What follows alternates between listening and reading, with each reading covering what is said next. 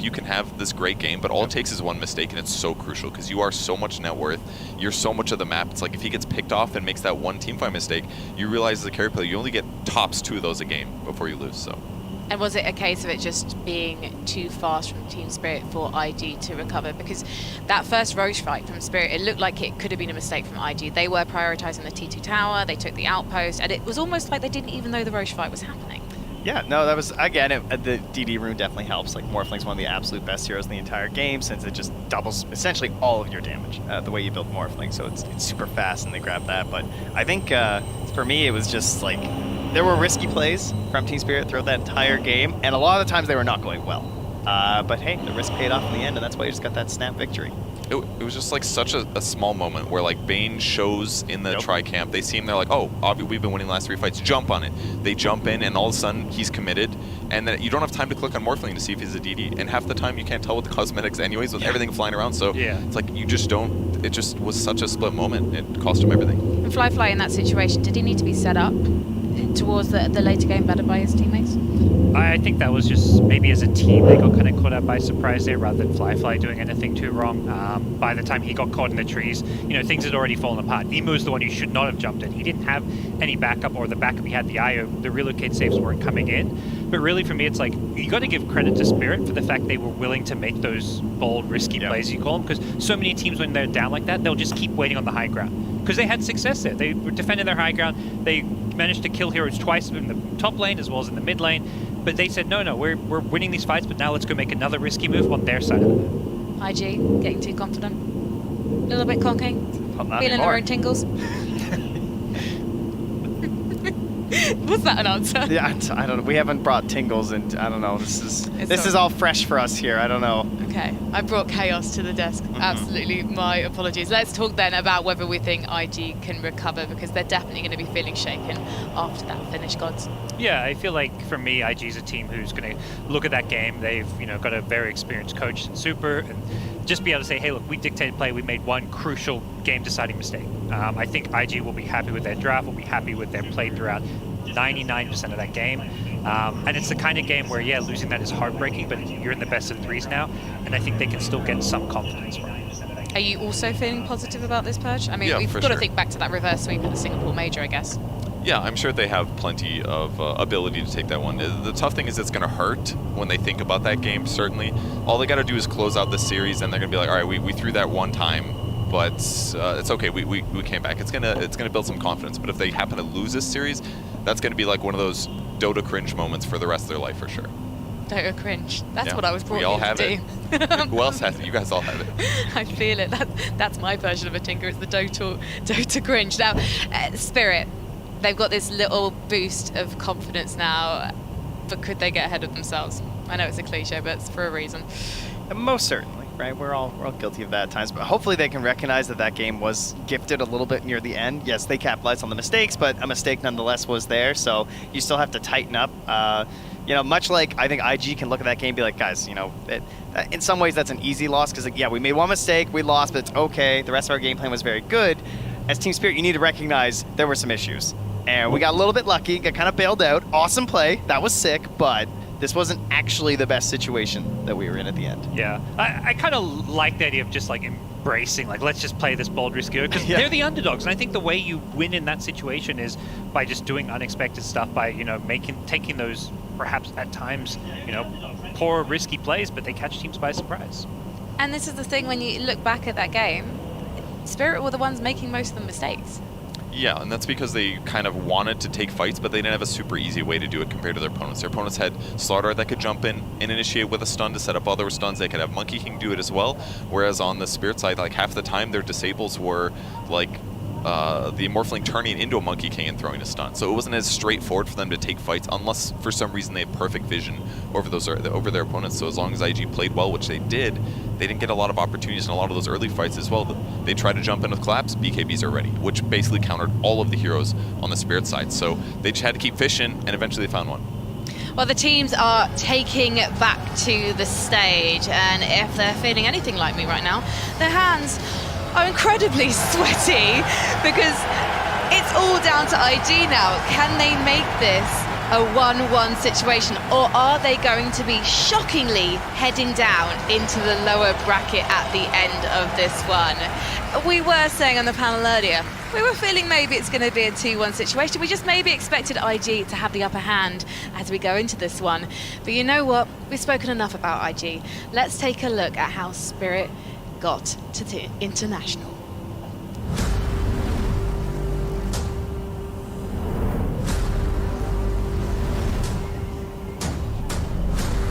Something hit him, but honestly, He's still going to be able to get the jump on Always Want to Fly. Oh, that BKB ain't going to save him. okay. As he instantly goes down, collapsed, he's going to be saved as well.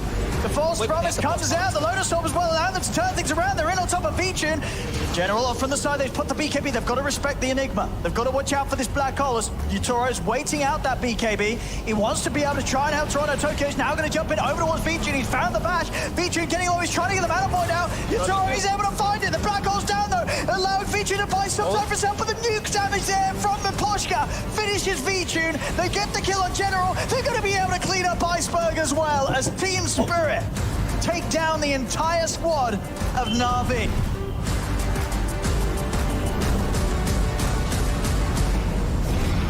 Use the BKB for that attempt. Yutoro got Pikachu jumping in. The Wraith King. Got him chain stunned. Can't stop him from taking the tower. Yutoro. First from one. Whoa! Oh, the disrupt! Oh, yeah, the disrupt on the finger. Oh, okay. Oh. I saw him disappear. I was like, wait, he didn't die. He didn't lose the ult. He's still got a good to go. Mirror with the perfect timing. All right, oh baby.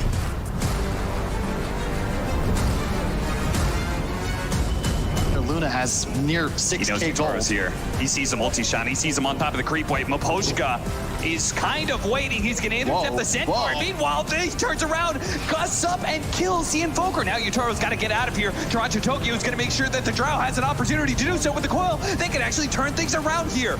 On the high ground, Drow not sure if she wants to be able to stumble into that one. Miposhka playing into this tree line. Meanwhile, the Oracle once again being harried constantly by Toronto Tokyo. Glimmer camping up. Mickey's on in. Does manage to blow up one, but immediate buyback from Miposhka. Now he's stuck on this high ground with the Rams going in. Yutoro throwing damage from the low ground. It doesn't matter with your elevation. You've got him dead. Toronto Tokyo helps out with a double kill, and they don't have the buyback on Team Liquid. Toronto Tokyo now chasing after Taiga as well. He is relentless. He will not stop. He is not content until he brings down every member of Team Liquid, and he'll manage to get a third.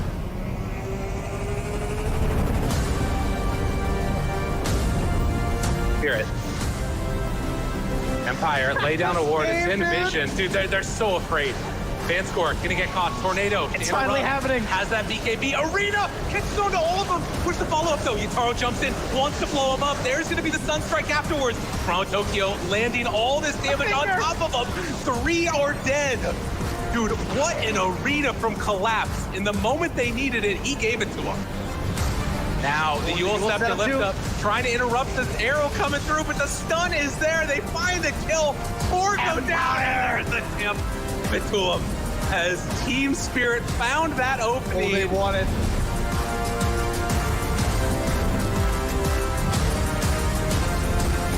Arrow sentry combo on the low ground. Forward, Alacrity on the Smiling Knight. They want to find that back line, but the Curse Crown is there.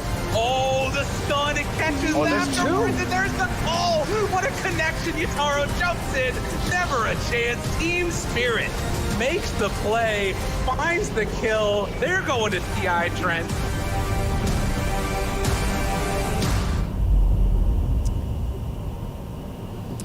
So I guess Invictus Gaming, they're going to be banning Mars in the next draft? Yeah, it's kind of weird. You see all those highlights, like collapse on the Mars, collapse on the Mars. Oh, hey, look, it's collapse. He's Marsing, you know? And we talked about it. We knew it was happening. They obviously knew it was going to be there, and then he performs like that. So, yes, good one. This is good insight. You're learning fast. Oh, thank you so much. I'll try not to get too ahead of myself, but it did seem like the arena was the common theme in Yutoro's success on Morphling, especially our first rampage of the main event. Trent, you've got some stats. Yes, our helpful stats department here, thank you very much, has provided us only the 5th rampage ever in the TI playoffs. I thought there would be double that at least. Yeah. That's crazy. Committed by an 18-year-old. Murder. on the Romanian National Arena dance floor. And Can we call it a dance? And usually when those rampages come, it's like the game's over decidedly already. Yeah, This yeah. was like a comeback rampage into an insane finish. It was special. That's You a know, good it was one. also special. Well, not special for a certain panelist over on the draft panel, seeing Liquid's demise at the hands of the teenagers of Team Spirit. It was getting slightly awkward in the studio, but it's okay because we felt sorry for him and we actually gave him a job. So you'll be meeting Aiden again in the draft panel very shortly once we are ready to get into things. There he is. Give him a wave. His first TI as well. It's all right. You're doing great. We are ready very soon to get into the lobby, but you know what? It's prediction time, boys. 10 seconds. 2-0. IG bounce back. 2-1 Spirit. Okay, let's get into game 2. Team Spirit versus Invictus Gaming. Game 2. Hello and welcome back to the draft panel. Once again, we have the pro that Frankie was talking about, Insania, and of course, Lacoste. How did you see that, Lacoste? You said at the end of that last draft, I don't like this did. draft, but I like Team Spirit. I did, because I saw the confidence, them walking on the stage, there was a bit of a delay, they're really having fun, spirits are high. And I love the confidence in the end, going for that tier 4 towers. This is the snap decision making that you need to, say, we go right now. Someone needs to scream, someone needs to yell, and everyone followed, and I really like that. Would you stand with your decision or your choice of words that the draft was still better for IG, but they just outplayed you? I do. There were a couple of mistakes from IG. IG had this big 3 BKB timing that they did not execute perfectly, going for the high ground. Maybe there was a bit of a mistake giving Aegis to the different hero. You usually want to, as you said in our green room, I'll quote you, you want to give Aegis to the hero that deals the tower damage. So that should have been Lash instead of Monkey King. Yeah, I think generally speaking, if you want to aim to go high ground within the Aegis timer, then you want to put the Aegis on the hero that's going to deal tower damage. And traditionally, that is your position 1 and your carry, which is why most of the time they end up taking the Aegises. But in this case, Leshrac is your source of tower damage, so I would have preferred to see the Aegis on the Lesh. I think another interesting thing in this series was, if you guys load back into the replay, those of you who care, you will notice that at one point, Team Spirit took over the triangle where they found their team fight that got them back into the game. So they probably had vision there that they were smoking towards in the end. So this vision set up by Miposhka at some point in the game really enabled a potential comeback there. And something that a lot of teams do poorly is they will sit in their base when they fall behind. But Team Spirit, they decided to move over to the enemy triangle and set up this ward that gave them the huge rampage comeback. Is there a power to the fact that Team Spirit picks these comfort heroes? They always try similar strategies, things that are tried and true. Do you think this gives them the ability to have this confidence? I think when Lacoste said right, the draft I don't think was very good. Okay. But it was comfort heroes, like you're saying. I think after a game like this, you feel relieved that you got the win, but you know in the back of your mind that we might need to still switch up the draft a bit to be in a better position in the next game. Okay. Do you find that comfort is a good idea to go for the first game of the series to get that potential win and get it out of the way? I understand that you would start there, but I think you're going to have to develop and adapt. And I don't expect them to give IG all the pacing again like they did in game 1. All right, we're starting with the draft now again. We see Doom and Lion on the IG side, and Team Spirit picking a favorite here. It's going to be a really big change of pace. Weaver and Legion. We would actually talk about this, Lacoste, that we think of Collapse as this big team fight hero, tanky team fight, not so much the single target initiation. What can you tell me about this start for them? This is something that's going to provide them, again, Legion Commander got banned out in the second phase after IG picked Lion in the first game, so it's a dispel mechanic, it's a free BKB once you get a shard, 1.75 seconds, and it's also a decent amount of heal against the Doom that could, make the difference, whether you die or not. Also, Weaver, we still don't know where it's going to go, judging by the team spirit, the way they played it. It's probably going to be that position 4, the classic standard build, Spirit Vessel into Aghanim Scepter, and then Aghanim Scepter, you just get huge value. I already said at the start of the previous game that I really liked Mira on that Weaver, where he makes so much space, he gets tons of levels. Like, one of the good things about position 4 Weaver is that you're really survivable, and sometimes when you do a trade, let's say your off laner dies, enemy safe laner dies, you get the free levels, you get the gold, and one of the reasons why the hero is so popular. if you have a Legion Weaver lane, let's say put them forward and saying, what do you think of that lane? Is it a strong lane? I think it's a good enough lane in most cases. You're going to get farm out of the lane. What I think is important to note here is if you think about how Doom functions, he will put Doom on someone, and then it will slowly take the hero to death, right? And when we talked about earlier, we talked a lot about timings, because timings are very integral in the way you draft. So when you have when Weaver reaches the Aghanim's Scepter timing in the game, he'll be able to reset the heroes back from getting doomed. So most likely the heroes that get doomed won't tick out over time. And I think this puts Team Spirit in a position now that they have very good scaling as the game goes on. Their timings are very strong against IGs. The instant initiation from Lion can get dispelled by the Legion Commander, followed up with if he buys the shard, then there's no stun coming out, there's no follow-up on that, which will get a hero out of trouble very easily. To go back to the Aghanim Scepter, I like that IG responded with Doom plus a Lion, so that's their burst damage that they need. So maybe Weaver will not be able to get the Aghanim Scepter off. We've seen, a Lion, you're charging that Finger of Death, and sometimes it's all it takes, that a bit of an extra burst damage. This time around, Tiny will get banned in the second phase by IG. Same goes for Wraith King. Of course, Wraith King, one of the better counters to Doom. You are not going to get doomed in the team fights most of the time. Tiny, it's a flex pick for Team Spirit. They played it quite a lot on the mid lane, and they also ran it on the safe lane when it's needed. This time Team Spirit also got rid of the Monkey King, which they saw as a threat last game, and also, once again, melee offlaner, making sure that you want to have an easier lane here. Insania, could you tell me the strengths a bit of this Doom Lions starting combo? I think the nice thing about it is that it's fairly flexible. You can still run the Doom pretty much in any position. He's going to accomplish what he wants to accomplish.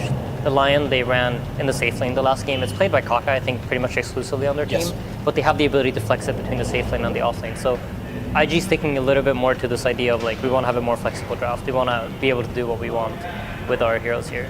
I think the Lina ban from Team Spirit is something they should look out for. Chinese teams consider this hero to be very, very strong against Leshrac, and we noticed in the last game the Lina got banned. IG instantly went for the Leshrac, so I think that might be something that's on their mind to potentially ban out here. Lina in general just feels super strong. We're staying away from this Yule Scepter, Lina Spellcaster type of a build. It's just most of the time Boots of Travel into BKB, into Crystallis, which can be transitioned into either Daedalus, or we can see the Silver Edge when it's needed. A lot of the heroes that have Break, that don't like to be broken in the game, are not as popular because the Silver Edge just feels like one of the best items right now. Is there any hero that you think it should be being played that because he's broken, you wouldn't play him right now?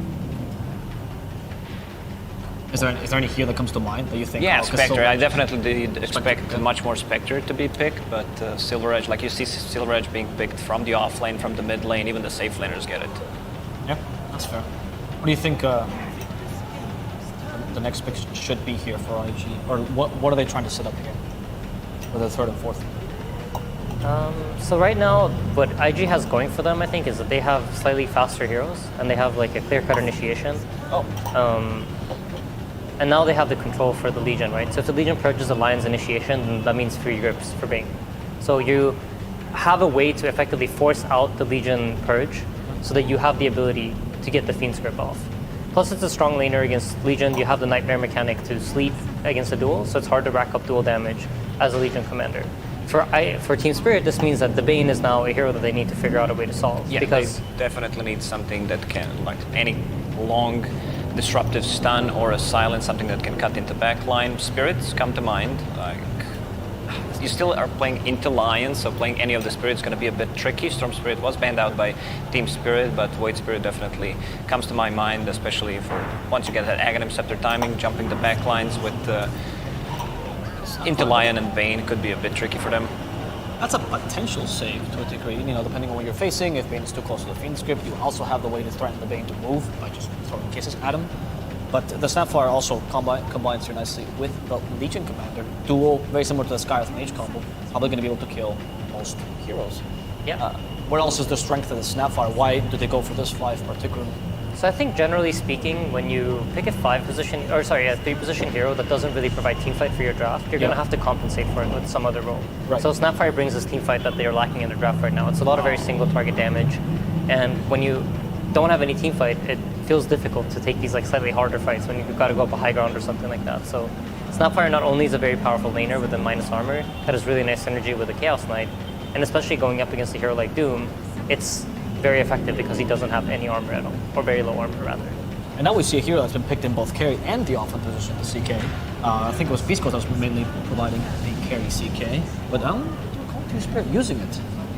What is it about this game? Because it's not a very popular hero right now. It's not, but this hero comes online so quickly. He's a super strong laner, especially when paired up with the strong position 5, which Snapfire is. And also, you don't care too much about getting doomed in the fights, I would say. You can still be able to reset.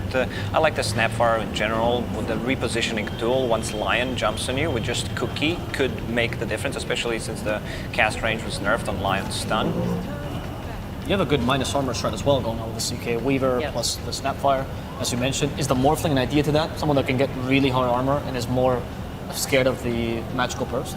I absolutely think it's good. I think it can go both ways though. When you have a lot of minus armor, it racks up pretty fast. And for the early portions of the game before Morphling has like that ridiculous 50 armor point, it is you have the ability to burst them down, and they have a lot of block and stuns. So the Morphling does it at later timing against these heroes, but I do think one of the issues that Spirit ran into in the last game was they really lacked pace. They were at the mercy of IG running at them almost constantly. But now they've flipped it around. If you look at their heroes now, you can tell that they understood from the last game that, hey, we can't play this low of a game. We can't let them make all the moves. And now I think they've fixed that problem for their draft. They have pretty active heroes that can make things happen. Would you say on the flip side that IG now might be more on the defensive? Yeah, I think so. I think it looks like IG... Personally, I really liked IG's draft in the last game, and I think they have the right idea in mind. I think this time around their draft is a bit slower. It might be like we lost the first game, so we want to make sure we have some sort of more late game, or we want to make sure that we can go late. But I want to see some kind of AoE against CK Illusions, because if CK does not get jumped first with the Lion Doom, they're going to have a huge problem to deal with. Because in case you're a viewer that hasn't watched in a while, you think, oh, Lion, he can just monitor them, hex him. No, not CK. They're considered strong illusions, and they can't just simply be dispelled just like that. Last game, Lacoste, you told us about how Team Spirit had good counter initiations. So even if they were defensive, they had good ways to respond. Do you feel similarly about IG's draft right now? I don't think they have the best counter initiation. I think this game is pretty heavily like, if you can get the Doom off on Chaos Knight before he Phantasms, you're going to be very happy about that. Because IG don't really have that much... Team Spirit doesn't really have that much damage between the Weaver and the Legion and the Snapfire in the early game. They also have no reliable stuns. Duel is going to be good, but there are no silences whatsoever, and there's always going to be this Nightmare save that could potentially make the difference. So Morphling should have a good time. Okay. Do we have any? Is it the Weaver Vessel carrier this game? Yeah, no doubt about it. It just feels like the standard build. Yeah, I know that people really harp on the Axe because it looks so good, but ever since the range nerfs, we have seen much more play with the traditional Weaver Spirit Vessel, even Gleipnir builds we've seen on Weaver. Right. I think if you go for the Aghanims immediately, it takes you 4,000 gold before you really get any impact. But the Spirit Vessel, like the 800 gold that you spend on the urn, directly translates into impact. And even the Vitality Booster is not a bad item for Weaver, because if you survive the burst, you're able to get your ultimate off. Yep. So it's pretty high value to get that bonus HP. Here we get the most Toronto Tokyo hero, which is the Shadow Fiend, let's say. Literally, his playstyle would be very much like this man. Just go in, be able to draw some attention, initiate as well as a mid laner, deal high damage. Where does it fit into this draft? More minus armor. You were talking about the minus armor strat. The supports, the Doom, they don't have that much minus armor. I did not see any of the Magic Shadow Fiend built lately, to be honest. All the high-level pubs were at a Dragonlance or just a Silver Edge Shadow Blade into a BKB. Maybe this time around it doesn't sound too bad, but with all the minus armor you still want to use your damage. I'm thinking about some AoE Lash comes to my mind once again. Okay, this is one of the heroes that can also deal with the illusions, has a bit of built-in magic absorb, which is going to be nice because the damage output is a bit limited on Team Spirit other than 2-3 raises from Shadowfiend. It's a tough lane though. I think this is a pretty chatty move from Emo. This is like a give me Ember, I'm gonna own this game kind of move, because it looks good once the game kicks off, because the Legion Commander is gonna have to stay back and there's no other instant disable on their draft. So I like the Ember pick if he does well out of the laning phase and he's able to play the game. Final points, strengths and weaknesses here that you see for Team Spirit's draft? I think Team Spirit, once they have a really strong timing at a certain point in the game, once they finish up the BKB on SF, and they're able to fight straight into IG. But I think IG scales up very nicely, and if Emo's able to get the first couple of runes, that should set them up for a good game. So rune battle is going to be important. I want to see Weaver moving around the map, one of the better heroes you have. You can still be at the lane and go for the runes, to secure your shadow and set him up for a really good game, and then he should have one against Ember. Okay, well, we don't have much magic damage in one of the drafts, and that means that there's no silencer, but we still do have a last word, particularly with BSJ, who will explain the game to us so we can know what to look out for in this game too. Thank you, Avo. As I like to look at Team Spirit's draft, and I see feast or famine heroes. They're either going to be incredibly impactful or feel incredibly lackluster. You have the Legion Commander, he's either going to rack up a lot of dual damage, or he's going to be feeding dual damage to the opponent team. You got CK, who's going to be able to cast Phantasm. They have very little illusion clear on the side of IG, and he's going to be able to shred people to pieces. And then you got SF, who's going to have that Requiem combo to get that burst damage that they're a little bit lackluster on in terms of the mid game. But on the IG side,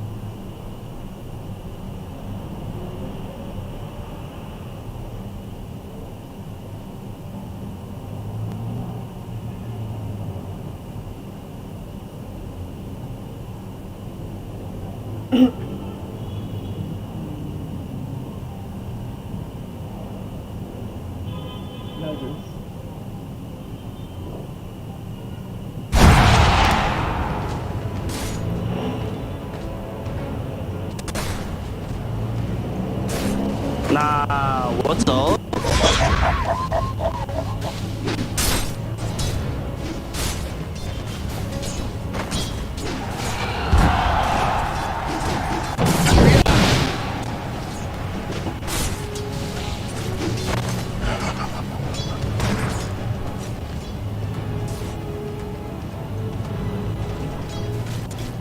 Your loyalty will be rewarded. First of all, this lane in itself, the Legion Snapfire lane, I think is very strong. And again, by laning against Morphling, should be having a good time to begin. So Collapse will probably be able to find a decent timing on Blink Dagger. I do think... Oh, good cookie up top. Fly. Oh my goodness! Overwhelming odds and Scatterblast. Are you kidding me? They were Living not on the ready edge. for that. Ollie with the Nightmare was not enough, just too late. Absolutely. So first blood the way of Team Spirit. They obviously have the momentum after that last game. I mean, that's an understatement, no doubt about it. And we'll see if Toronto Tokyo can get off that good start that you were discussing. He should be. Right now, 13-4 to the Emo's 10-0, so not too far behind.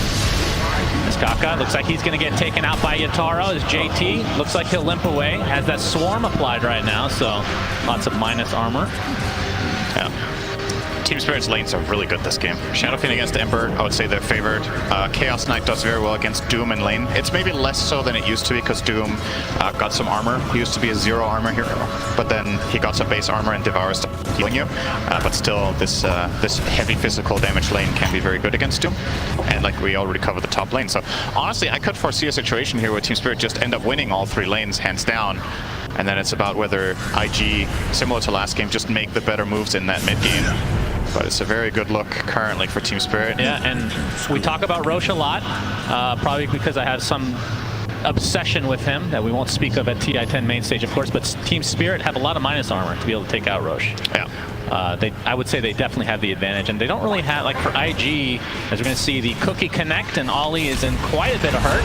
Scatterblast into the right click, not even needing the overwhelming odds, so a little bit of waste of mana there, but Spirit, again, 3rd kill on the board. Yeah. And Emo struggling, right? You're seeing it here. At the very least, now he's going to get a water run here. Oh, Miposhka really wanted to steal it. That might actually cost him his life. Miposhka, of course, the support Weaver, so that Shikuchi will not come back online in time. Crucial for IG that Kaka is there. If that rune gets stolen by Weaver, Emo's actually just flat out of the lane. He's still going to struggle here. He took some damage, but at least the kill on Weaver is a little bit of a comeback. He is a full level behind though, minute 4, and that is without a kill. Shadowfiend 23-11 to the 10-0 of the Ember. Now you knew what you were getting yourself into with this pick. You can't be surprised. Yeah. So what's the plan for Emo after, or I guess the extended laning stage into the mid game? How do you get back into the game? Is it just kills? You go try to get some stacks with Flame Guard? I think there's some key items. I think Doom's BKB is really important in this game. Probably the Lion Dagger. Until you have these key items, it feels a little bit tricky for your lineup to find openings, especially if Ember isn't having a particularly good game. Oh, fly. So close. Has to waveform away. But living on the edge again. I mean, that is kind of the Morphling's job, right? To min-max. That's position 1's favorite thing to do in general. And yeah, I guess he's keeping Ollie's pulse at a constant 120 here at least. Yeah. So that's great. Now bot lane, we're going to see the Earth Spike connect. But there's a swarm on top of JT, so he has to be careful. Actually, already killed it, looks like. And I mean, we've been seeing a lot of Weaver support. We've seen a couple. I want to say we cast one game where it's position 1, but for the most part, it's Kaka bottom. Oh, he's just all right. Oh, great stop from JT. Beautifully done. That'll save his teammate. Never mind. Reality Rift back in. Kaka dies. So maybe miscalculating the amount of damage that it actually does, but I think he might not have thought Reality Rift was ready even. But yeah, looking great again here for Team Spirit. And I say again, the last game did not look great for them, but they won. So they are looking good off the back of a win. Miposhka going to steal that bounty rune away as well. Now, will be spotted out by Kaka. Yeah, better be careful. Earth Spike's there. JT in the vicinity as well. That's going to be an easy cleanup. That's great. Yeah, JT, that's a Phantasm. JT has to pop the wand. Has the swarm still applied, so ticking down very slowly. Yataro, not much mana to speak of. One more right click does it though. Killing spree for Yataro at the 6.5 minute mark. I actually think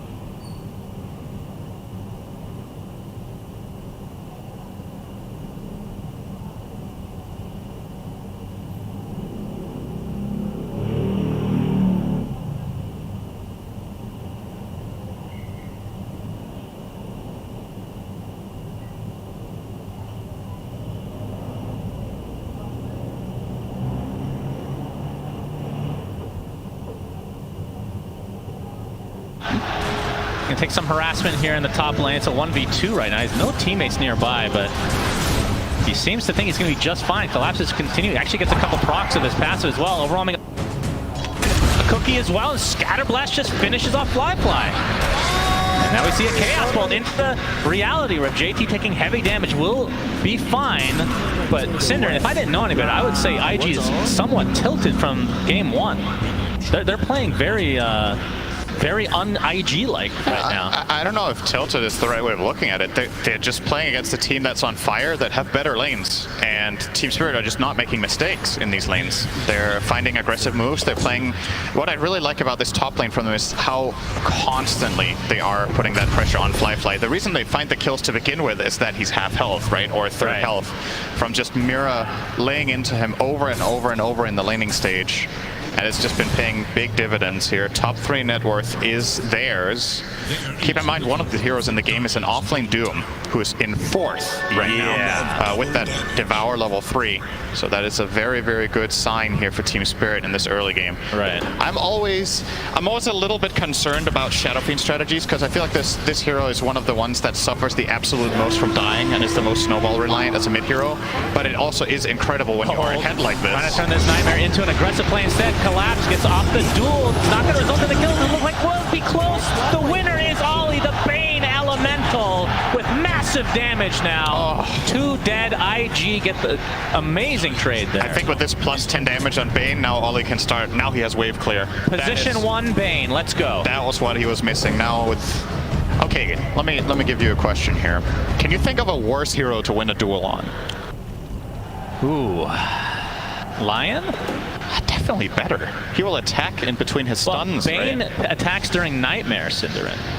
Does he? In mid-game? I mean, Bane almost doesn't exist at that time in the game. In a lot of games that we've cast, at least, as we see. Actually, a Midas picked up here by Yataro. So, going for the, I guess you can call it a bit greedy, but they are off to an amazing start. So this is just going to amplify their farm. What are your thoughts on that item pickup? I think CK really wants it in general.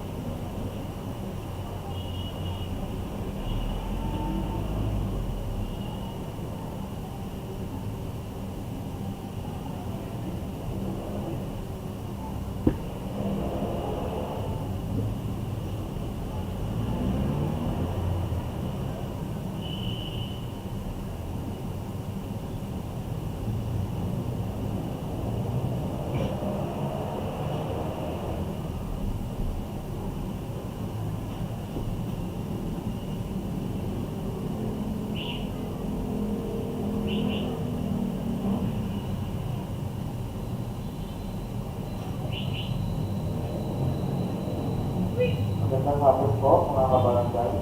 Para po sa mga kabataan na edad 12 hanggang 17 taong gulang, may pa po sumasagot doon po sa vaccination po para sa mga kabataan na nabigyan po namin ng score. Pakita na naman po ito sa taglapan ng barangay para maamit na po namin. Muli po para po sa lahat ng kabataan na edad 12 hanggang 17 taong gulang, interesado po para magpapakuna po sa COVID-19 vaccine. Mangyari lamang po na punta po tayo dito sa taglapan ng barangay para maligyan na po yung mga form po na ibigay namin sa inyo. At sa mga pa po na ibigay ng form na available form po tayo dito sa barangay. Magandang hapon po muli at maraming pong salamat.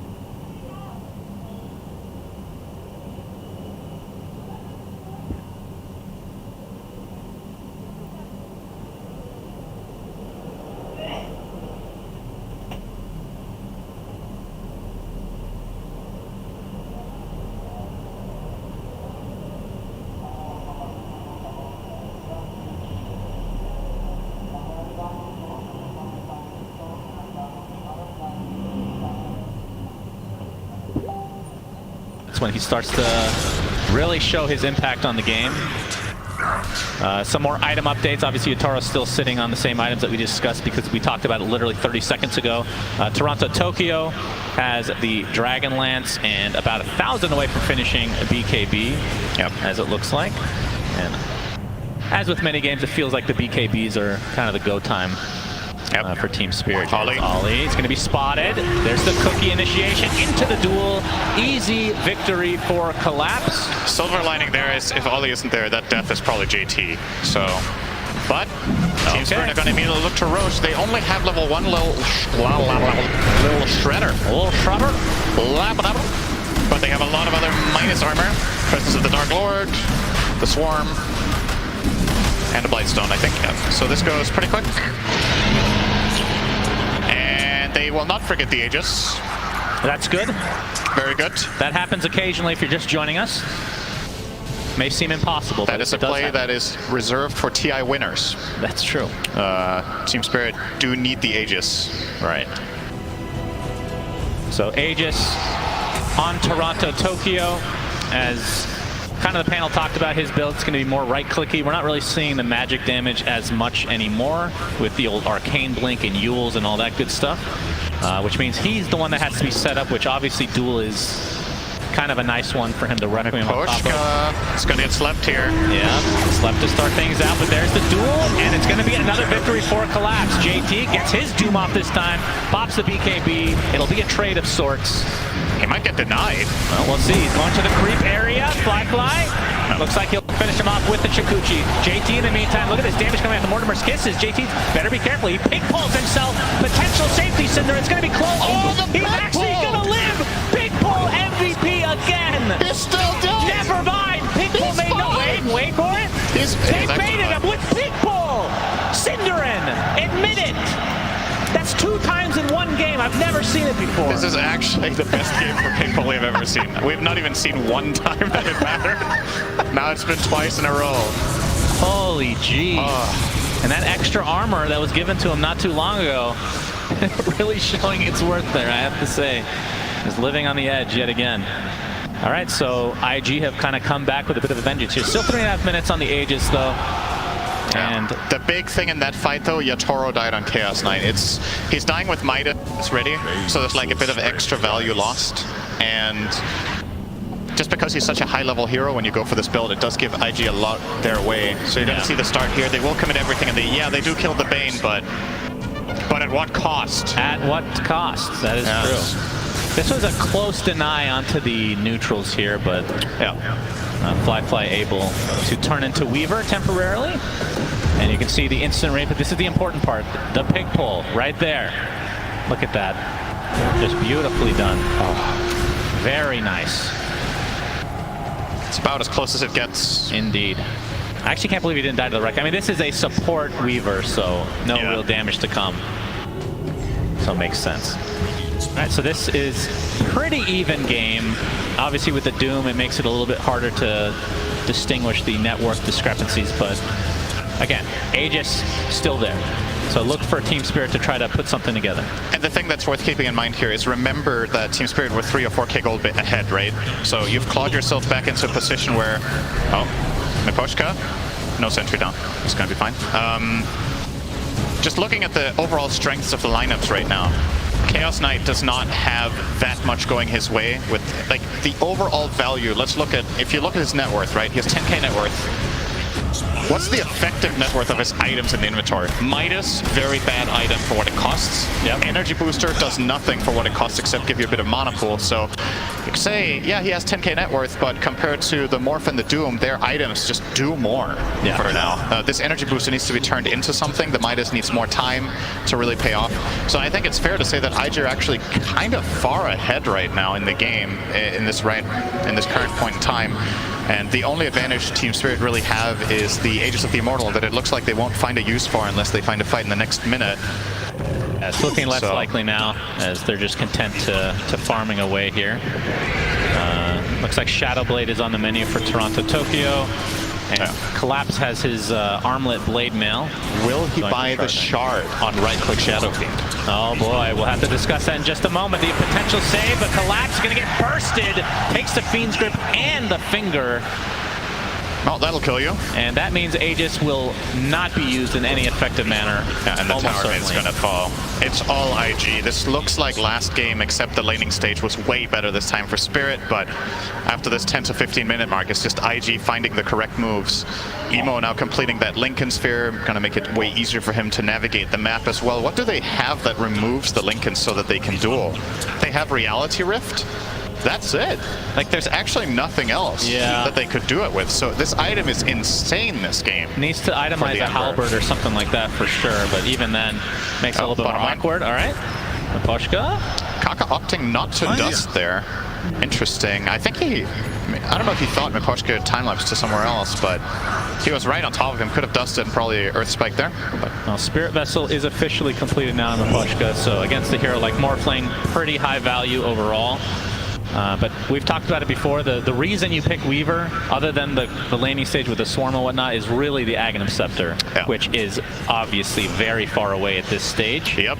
But did complete the Vessel against Morph, which makes sense. Thank you. Yeah, that's right. I literally just said that. Thanks for joining us on this cast of the TI main stage. My co-caster literally doesn't listen to me at any point. It's kind of crazy that we've cast together for so long and it still surprises you that I don't care. No, I just want the public to know. Okay. I already know you're not a good friend. Yeah, okay. That's good.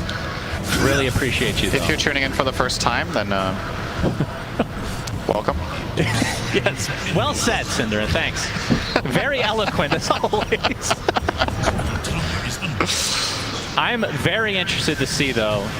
Okay, he did get Aether Lens, but is now going for Silver Edge and has the Shard right now in the CK. So Chaos Bolt will create the illusion, so he gets the extended range for, obviously, Chaos Bolt and Reality Rift. So we'll see how that works out in their fights. But you're right, it feels like kind of not super effective yet. Yeah. So looking over items, what has just happened? So Morphus got an Eagle Song. Oh, interesting Shard on the Chaos Knight. That will make his Chaos... I'm kidding. No, of course I'm listening. That was a little obvious. Of course. Good effort overall. Of course I listen to what you say. Oh, don't you worry. We have a smoke from Team Spirit. See what they're able to do with this. Looks like IG, based on the way they're farming, be aware. Oh, Flash jumps in with that BKB. The Nightmare safe for now, but Bane takes the brunt of the damage. The Requiem of Souls doing massive damage as well to JT, who gets off his BKB and dies immediately after. So 2 good kills for Team Spirit. Very nice for Team Spirit there. Might get a tier 2 tower off this move mid, potentially. 40 seconds on Doom is pretty important here, but of course Phantasm being expended there as well might stop them from pushing. It's running out in 3 seconds, and Chaos Knight without Phantasm, fair to say, not really a very good hero. Like, it's been important for Chaos Knight over the years that the cooldown on this ultimate has dropped so much. What do you think the cooldown is off the top of your head of Phantasm right now? Oh boy. What would you guess? 90. It's 75. I think it used to be 2 minutes. So it's a lot shorter than it used to be. Kaka? We have a Hex, Miposhka. Oh, actually time-lapse is in place, but it worked out. Very nice sidestep there by Miposhka in the trees to avoid the Earth Spike from Kaka, and therefore gets the lapse off. By the way, and gets Flyfly out. is also working on a Lincoln Sphere, so we're going to have 2 Lincolns against this duel. Yeah, it is really good this game. You have to see a Halberder. Like, what else would you want to buy? You have to itemize for it, like a Force Staff, just something. Yeah, I'm not sure. And I also don't know who would be buying it, right? The problem is who can expend the gold for it that will also be in a position to use it. Because Legion Commander needs a BKB. Shadow Fiend needs more damage. And Chaos Knight already bought the lens, so I don't think he wants to go the route of another utility item. So it's kind of... Yeah, I honestly don't know who I would put the item on against those Lincolns, and that just makes it feel so powerful. Yeah. If we can look from an observing standpoint and feel like all of the choices are weak, then it just makes the purchase incredible. Very true. Lincoln's applied to JT, who's frontlining in this 5-man smoke for IG. And they're not going to find anybody initially, but will likely get some, I would assume, some wards placed in a good position. And what I assume is incorrect, apparently. Not going to happen, but we have a counter smoke now for Team Spirit. So no, I thought you didn't listen to me. You can't correct me if you don't listen to me either. What? Doesn't make sense. Exactly. Okay, so 5-man smoke from Team Spirit. See if they're able to find anything. So Roche not going to be up for a bit, but like we said, Team Spirit definitely have the advantage in terms of killing it fast. We have both teams posturing on both sides of this cliff. JT. Yep, we have a scan come out, so Spirit are aware of IG's presence close to their triangle. It was a pretty telegraphed move because of the vision that Spirit have themselves, that they're able to make this call. But obviously, you just chill here. Both teams, they know this Roshan is super important. The early spawn has already passed, I believe, right? Yeah, it has by far passed. It could spawn any second now. Both teams will be aware of that.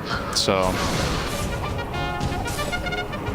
Taro continuing to spam one of the best taunts in the league. I was just going to say. I made a taunt tier list. This was top 10, I believe. It's quite good. The more it annoys you, the better it is, I think. Your favorite, your top 5 taunts probably all have sound, right? Of course. Yeah, they have to. That's a requirement. Oh, they have to? Yeah, like Leshrac and Tidehunter and Undying are the top 3, for sure, Cinder. No questioning that. Okay, that is not a subjective opinion. It's objective. Gabe told me himself. Oh. Talking about lyrical, not Gabe Newell, so maybe that's not the same. Okay. Not the same weight to it as this tier 1 tower taking some massive damage here, but another smoke from Team Spirit and another taunt from Itaro. Just pumping himself up. Ollie covering this observer. One of these two supports is probably going to die here. Oh, Ward is taken out. There's the Chaos Bolt on top of Kaka. We see the Mortimer's Kisses from afar. Looks like it's decimated Kaka. But in the meantime, Toronto, Tokyo destroyed. Not even close.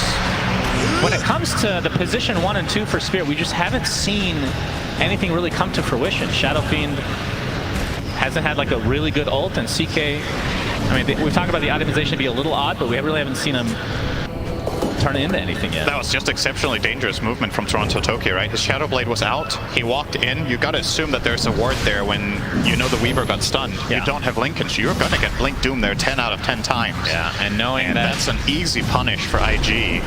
This is going to be Aegis Shard. They know that obviously Shadow Fiend is dead as well as the Snapfire ult being down. It's a pretty big deal in the pit. The Swarm helping them kill Roche faster. Right, that's Lincoln's prop by the stop. Kaka gets off the stop. It's nice BKB by Yataro.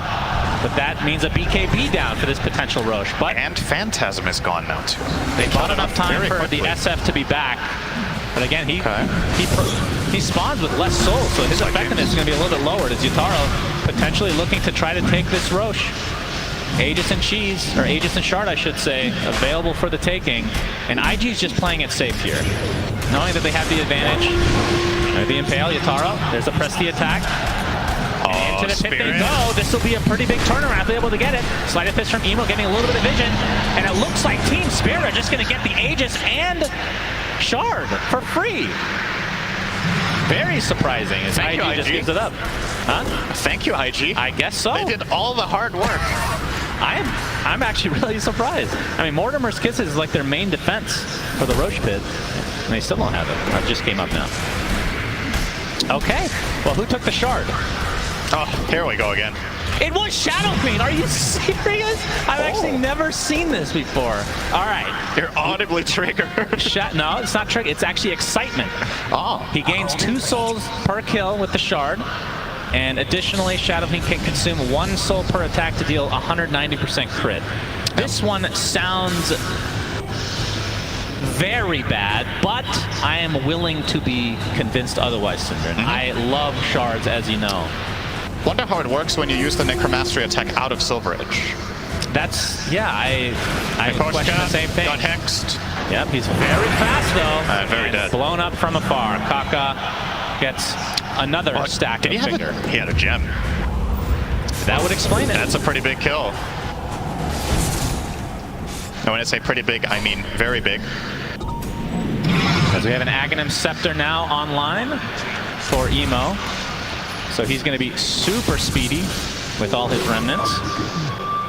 This is when I feel like Ember just gets really, especially with Lincolns against his team that we've already discussed, gets really hard to kill. And he is so good against Chaos Knight right now. Like, all of these remnants, he's probably he's queuing up the Shard, right? If he finds kills in these fights, can just keep snowballing, has so many remnants, just a passive damage as well on top of CK, all of it. This is going to add up, compound over the fight. What we're looking at for Doom. We got the Silver Edge. Let's see if he uses his Shard thingy there. Oh, they found Ollie. All right, that's a freebie. Down he goes. See you later. So that is dual Victor. Well, I don't know how many he's had, but he has 50 damage right now. So you do the math. That's top lane. Whoa! All right. JT taken out by Yataro's Phantasm. It's like Emo's a little late to the party, but that is a really big kill for Team Spirit. I'm actually surprised Yataro can kill him like that with this itemization, right? He has the Shadow Blade, Sanjin Yasha. Those are his damage items, and the Doom does have a plate mail, but now at full Shivas. I don't think he had that when he got jumped. But he can still kill him. That's a good sign for Team Spirit, and probably gives Yataro some confidence that if he finds any target, he can kill them at this point. Obviously has to play around those Lincolns. It's a bit tricky. You Reality Rift maybe, and then hopefully you can get a Chaos Bolt in before they react. I mean, the fact that Team Spirit, in terms of their 1s and 2s, are the top 2 net worths right now is insane. And we've talked about the itemization, and maybe it's starting to pay off now, Cinderman. They take out the tier 1 tower bot, as the game in terms of net worth is relatively even right now, as the age is still 2 minutes to go, and this is their go time. So smoke on 4, Yataro. has the silver edge, so it can catch up here pretty shortly. DD spawned bottom. Oh boy, he's gonna get it. Yeah, they're gonna see it, denied it. Yeah. Right in front of him, and he didn't. Wait, what? Okay, I don't know who to trust right now. The game says he denied it, but he has the double damage in the bottle. So who's lying right now? That's... Illusions don't take priority over humans, just like you as a robot don't as well, Sundrin. Wait. Something for you to learn. Hello? Yeah, that is odd. Did they do it the same server tick? Take and deny. I don't know. I'm gonna go ahead and trust the bottle right now. Okay, yeah, I would think so. I mean, what? How could that be wrong? He just pops it and it's just like a puff of smoke, nothing happens. He pops the bottle and it just says denied. That huge denied symbol above his head. I love that. All right, well, the Aegis is going to expire pretty soon. I'm not sure if they're going to try to poke high ground or if it's a little bit too risky for them. They will take the outpost regardless. And, I mean, this is when it gets really scary, when it's about like 30 seconds left and you're starting to poke, because IG obviously know the timing on that as well, and they can truly take advantage, but we'll see. But the DD hits stupidly hard with the DD, though. Yes. Okay. That's the fort. 30 seconds to go. Still has the bottle instead of the ultimate orb applied. There's the E-Blade. All right, Toronto Tokyo getting pressed the attack. And, oh, fingered as well. They're trying to blow him up. They do. And again, that is just the Aegis. No fantastic. They can get him again. Pops the BKB, trying to go through, but a grip from afar. And there, he is just abandoned by his team as Emo creating all the space in the world on the backside. Yatara forced the BKB TP. So 2 deaths in favor of IG, make it 3. And literally just talked about this. Very risky move, does not pay off for Spirit. Honestly love that call from IG to kill the Shadow Fiend twice. That's not easy to do, right? A lot of teams, they're like, okay, 20 seconds, guys, just wait it out. They had to get through him twice there, but they know if they don't do it, they lose the lane of barracks. It's just too scary with the double damage and all the attack speed he has. So they commit to kill him twice.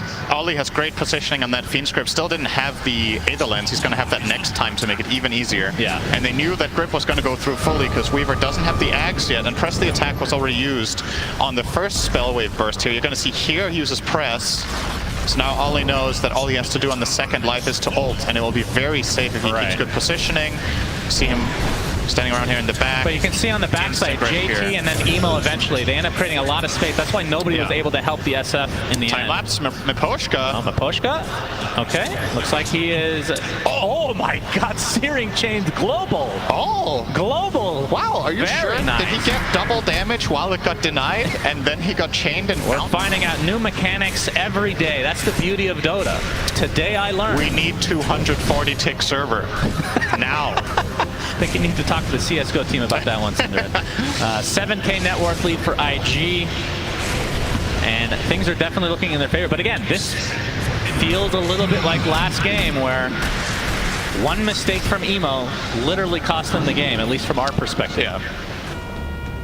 It's looking like another very solid foundation for a victory here for IG. So I think what they might do this time compared to last game is not take massive risk. I don't know what to say about game states like this with Doom, but I think every game we've cast in the tournament with Doom in this spot, he has won. When the team's ahead minute 35 and Doom starts getting these items, the hero is just insane. And Team Spirit have to find a way to either handle getting doomed or jump him. I don't think that's what makes Doom so crazy late game as a position 3, is when he has these items, he just demands so much attention that your other cores will get to thrive, because you can't pretend he's not there. He is just as much of a carry as the Morpheus right now. Yeah. So pretty scary stuff for Team Spirit. JT on the Doom has a shard as well, by the way. So we'll have the extra damage and stun from the Infernal Blade, as well as the old... If people are joining us that haven't watched in a long time, like a really long time, Level Death, the old ability. Yep. Now... essentially. Every hero has a new item slot called neutral item. These drop from jungle creeps and have different tiers based on what the game time is. That's right. Also, every hero has a town portal scroll slot and a backpack if you didn't play for 6 years. And in the next patch, a ward slot. Yep, probably. Or... Oh, JT is going to pop this smoke. Nope, not quite in range here. Fly gets off his Manta and is going to be pushing here. So Yataro did finish the Octarine core, by the way. So... Do you like this build this game? I'm not. I have to say, I'm not completely sold that this was what they needed for it. I completely understand the reasoning and the logic behind it, because you get, I think you primarily get it, not necessarily only for the ulti cooldown, but really getting lower cooldown on Chaos Bolt when you have the shard is really nice, right? But yeah, I'm not sure. I'm not sure this was what they needed. Maybe they could have had a stronger power spike. Let's say he had an AC, or maybe finished Silver Edge. But this is, of course... Yeah, it's not a super unusual build, but that doesn't mean it's good every game, right? Yeah. But they are 1,000 away from Ags on Weaver, so that could be a turning point. Yeah, that's big. Of course, IG is working with a decent amount of burst damage between the E-Blade and Finger of Death, so might not even have time to use it, honestly. That's the scary part. As into Roche Pit they go, so Roche number 3 has the Refresher Shard this time. And of course the cheese. Oh, Refresher Shard. Who would you give it to here? I wonder. Doom is working on a Refresher Orb himself. Okay, they do give it to Doom. I don't think that was necessarily a given. It's insane on Ember. Yeah, Ember's is crazy. That's true. You get 5 extra charges on Fire Emblem by having the Refresher Especially Shard, when you already have Ags. It's insane. It would have been crazy on either of these two, but they do value the Doom higher. Yeah. And I think it makes sense in a way, right? You're probably working under the assumption that this Weaver Axe is coming soon. You've seen his inventory for quite a while with that point booster. And having the second Doom will just give you that much more freedom to isolate and kill targets. Even if they do get saved, you can do them again.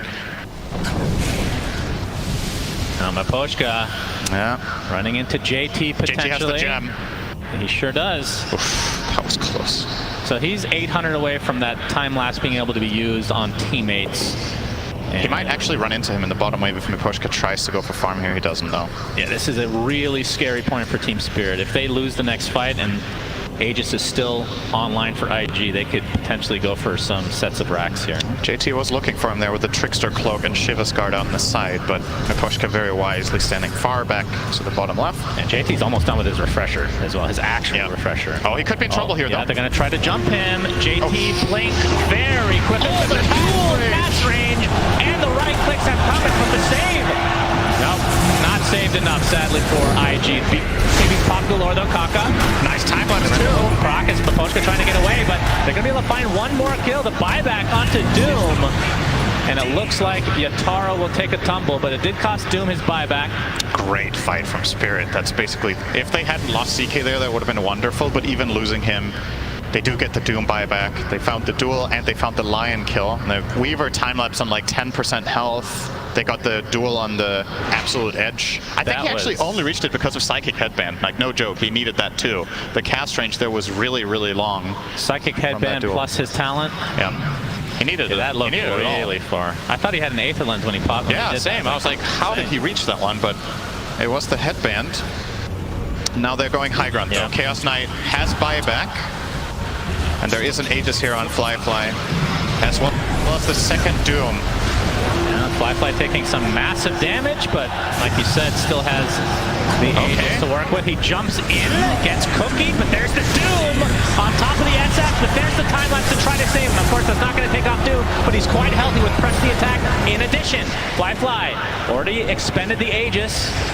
So showing off that time lapse, Dragon and Scepters, Emo jumps in and finds Toronto Toki. They do have buyback onto the two heroes, so another Doom was applied to collapse, and he collapses to the ground. 70 seconds on the deck, no buyback to work with, so 5 versus 4 once CK's back online. And this entire engage, CK not using the buyback, holding on to it. They thought they could defend there with that good time lapse and press the attack. No, actually don't remember. So they take off the Lincolns. There's the CK Chaos Bolt. You can see the illusion come to fruition as well, but Flyfly just cleans it up easily. More Chaos Bolts to come. I mean, it's pretty annoying to deal with, but it's not really doing that much damage right now. Flyfly, Manta.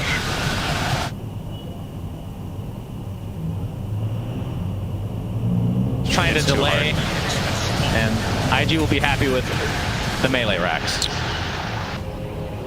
Yeah, it is starting to get costly for Spirit. Given the circumstances, though, you were fighting into Aegis and Refresher Shard there, losing half a lane and 1 SF buyback. It could have probably been worse when your CK was dead when the fight even began. Oh, this is a huge kill for IG. Nobody from Spirit is remotely close, and that's 90 seconds.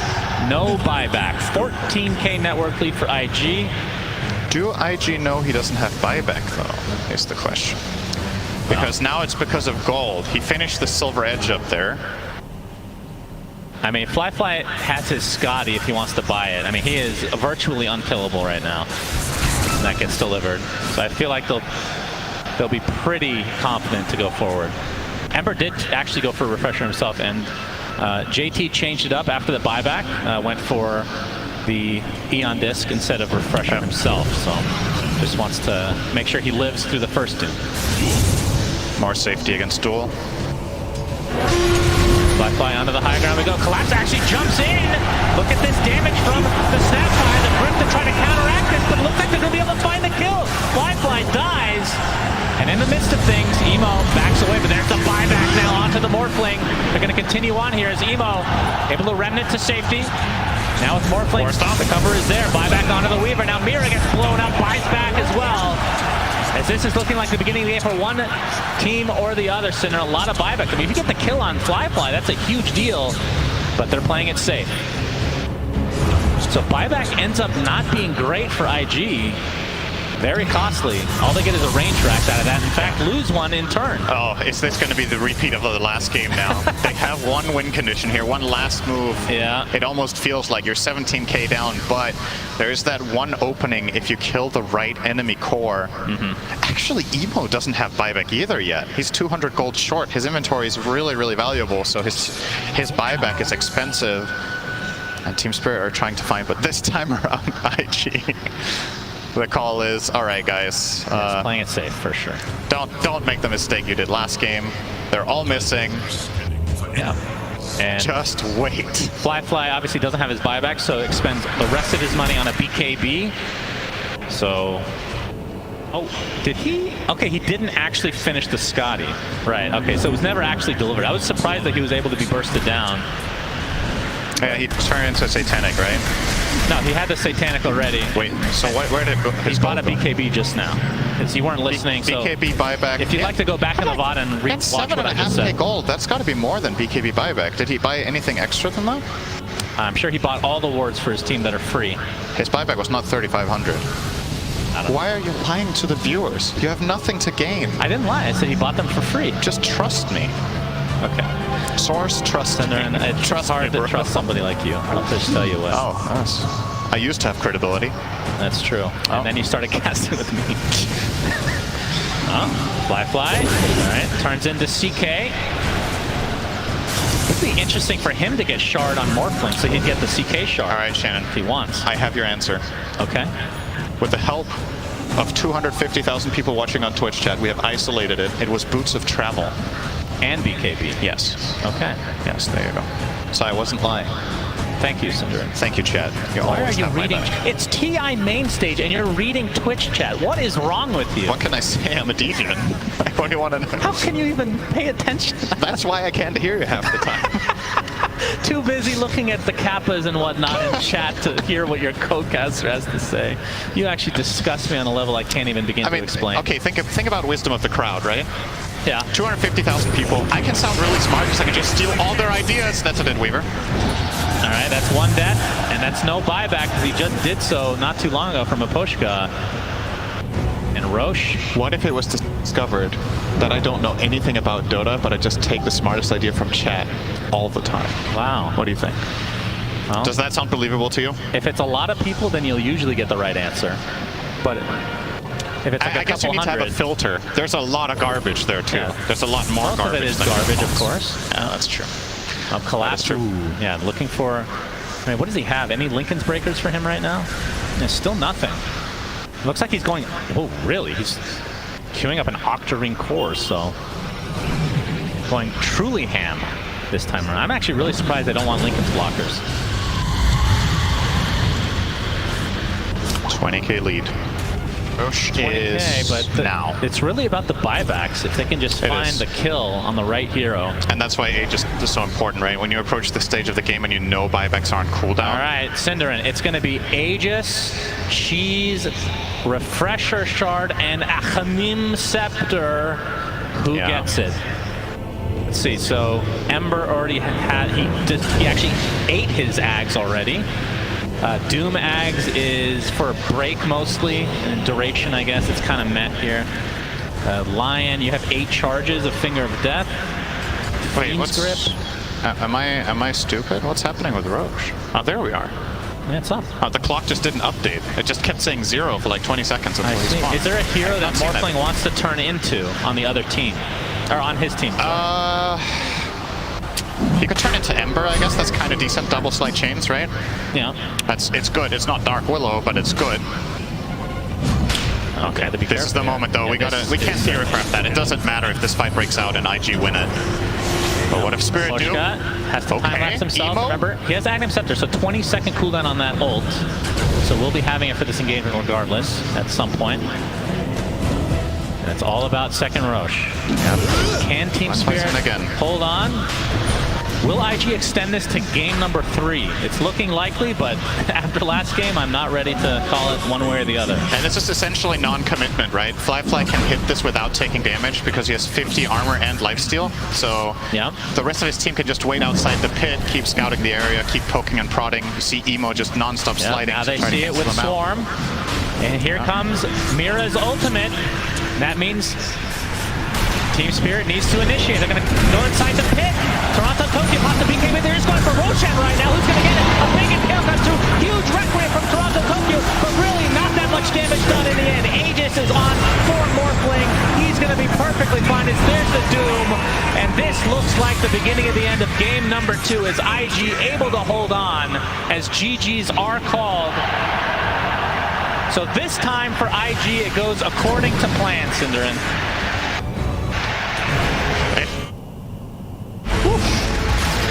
They set themselves up